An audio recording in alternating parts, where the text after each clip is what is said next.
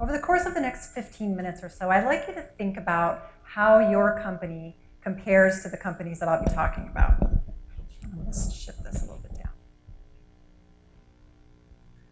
What's the separation between good companies and great ones? I bet when you think about great companies, a few of them come to mind.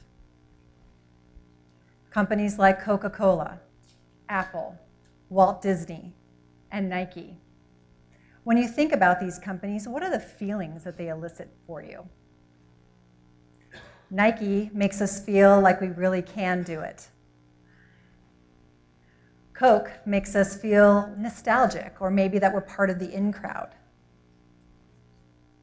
And Apple, even in its early days, made us feel like we were on the cutting edge or we were innovators. But you don't have to have $1 million graphic design budget to get your message across and to really create that feeling that you want to create for your prospects. Truly, the magic is in your message. Show of hands, how many people when they were kids wanted to go to Disney World or Disneyland? Me too. How many people have kids or grandkids who are bugging you to go? Yeah. Well, ticket prices these days for a one-day pass to Disney World or Disneyland is nearing $100. But we'll pay it. We want that magic. Think about the goosebumps that you got, or maybe you still get, when you watch the TV commercials of kids skipping down Main Street with their Mickey Mouse ears donned proudly on their heads. Or maybe the magazine ads that you saw of Cinderella's castle glowing in the evening sky. Or maybe that jealousy that crept in when you were a kid and your best friend told you that she got to hug Snow White. Well, Disney does a great job, and some of those other companies do great jobs of really portraying their message in a way that gives us that feeling of something that we want to have, or some way that we want to feel, or who we want to be. And what's really cool about the human brain is that once that message gets into our brain, our subconscious mind will figure out a way to get it. So the key is to have that great message that resonates with your target audience so that they're doing all the work. Unfortunately, not all of our companies are Disney-esque. We sell solutions to manage and store big data. We build electronic components. We develop software. Certainly nothing sexy about that, and nothing worth skipping down Main Street about. Unless, of course, we change our focus and change our mindset and think about how we can create that magical message for our audiences. Let's go back to the Disney example really quick. If you are walking down Main Street in Disney World or Disneyland and you come across the Toy Story characters, try yelling, "Andy's coming!" Immediately, the Toy Story characters will drop to the ground and pretend that they're average, lifeless toys. They truly embody their brand.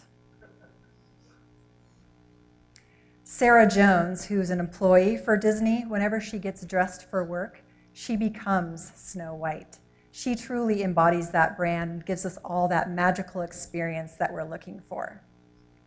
And of course, as you know, it starts at the top. I've consulted for companies for several years, and it always fascinates me how the communication between the CEO and the rest of the ranks sometimes doesn't go all the way down to the very bottom. When that message gets miscommunicated and distorted and diluted within your company, can you imagine how the message is getting miscommunicated outside of your company to the people that really matter to you the most, right? Your prospects. One time, a couple of years, I had the opportunity to work with a mid-sized company. And on day one, I spent a couple of hours with the CEO. And he went about telling me what their strategy was and who their target audience was and how they were going after that target audience. Well, shortly after that meeting, I had a meeting with mid-level managers at that very same company. And they proceeded to tell me that while they knew that the CEO had strategy A in mind, they wanted to go after a completely different target audience in a completely different way. Huge red flag, right? I'm glad they hired me.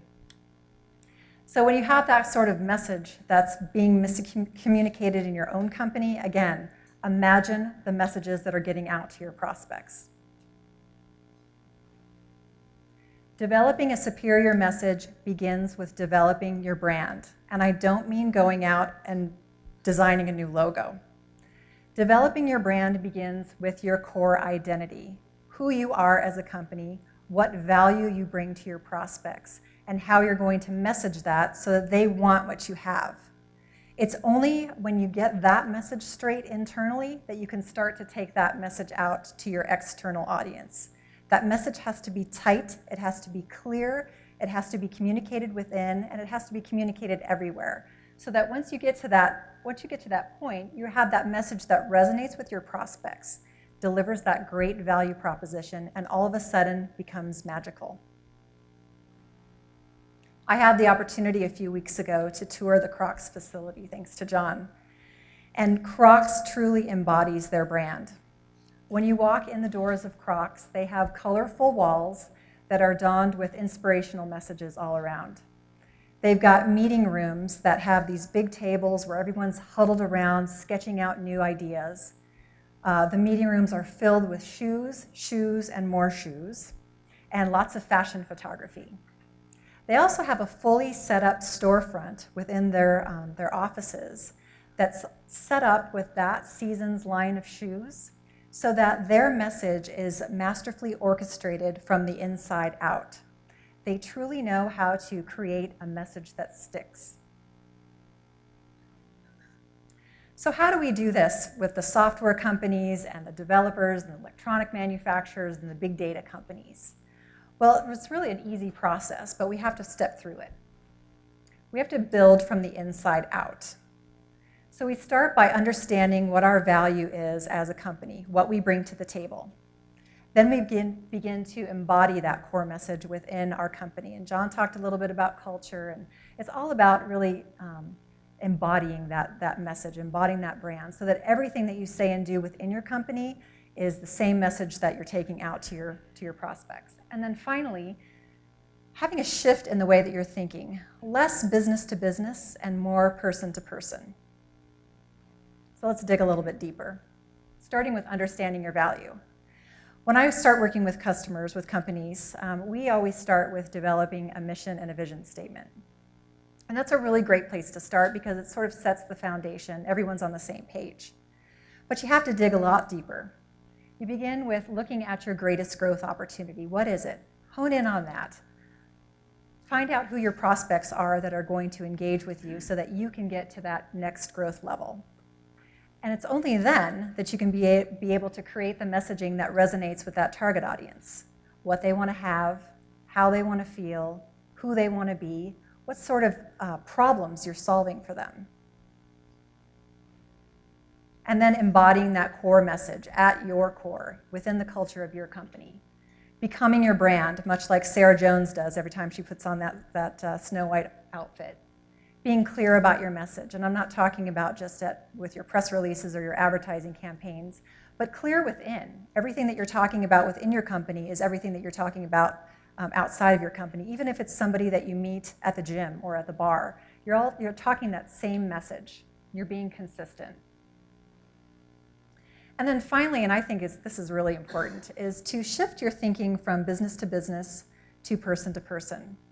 While my company might want to do business with your company and vice versa, it's really the people that matter. So if my message is resonating with you, and you are connecting with what I'm saying, and you want to have and feel and be exactly what I'm talking about, then you're going to become the biggest advocate for me and for my company. So if we can relate to our clients on that personal level, we can take our communication to that magical moment. So as we build our brand, think about and build our messaging. Think about your customers and what you want them to think about, what they want to have and how they want to feel and who they want to be. And this shortens your sales cycle, which is the beauty of it all. All of a sudden, your clear message gets into their subconscious minds, and they begin thinking about ways that they can have what you offer, your product or your service. So before I wrap up, I want to do a little drawing for a book called StrengthsFinder 2.0. And if you haven't read this book yet and you're a leader in your company, I highly recommend it. It's based on a Gallup survey that was done over a 40-year period of time, and they determined 34 top human strengths that humans have. Not strengths, but your strengths. The book talks about all those strengths, and it also has a little code in the back that you can use one time, and you can go online and do the assessment.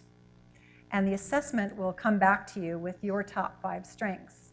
And the whole premise behind this is that we, Americans, spend so much time working on our weaknesses when instead we can focus on our strengths that will help take us to the next level.